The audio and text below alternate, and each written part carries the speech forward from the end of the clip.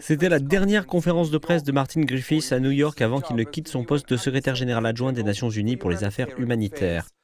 M. Griffiths déclare que le monde est dans une situation bien pire que lorsqu'il a pris ses fonctions en 2021. Il a ajouté que les habitants de Gaza ont perdu espoir et que cette situation était une tâche sur l'humanité commune du monde. Nous sommes face à une opération qui ne donne pas les résultats escomptés, nous sommes loin d'être là où nous devrions être. Les niveaux de malnutrition chez les enfants ont augmenté et il est clair que si vous n'introduisez pas de nourriture dans le régime alimentaire des gens, ils ont faim, ils souffrent de malnutrition, ils tombent malades, ils meurent. Dans son rapport quotidien sur la situation à Gaza, l'ONU indique que le manque d'accès compromet l'acheminement en toute sécurité de l'aide humanitaire vitale sur l'ensemble du territoire. Avec un seul hôpital de campagne opérationnel à Rafah, l'Organisation mondiale de la santé avertit que les hostilités en cours rendent de plus en plus difficile la fourniture de soins de santé indispensables.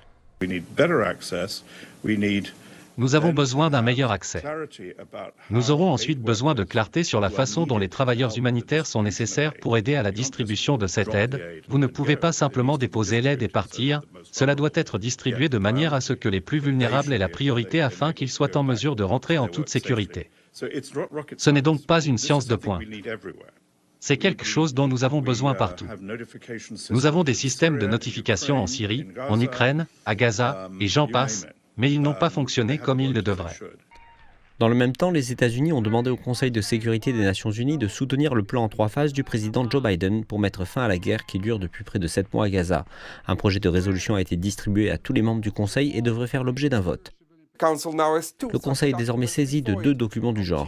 L'Algérie en a présenté un la semaine dernière exigeant un cessez-le-feu à Gaza, la libération de tous les otages et ordonnant essentiellement à Israël de cesser immédiatement son offensive militaire à Rafah.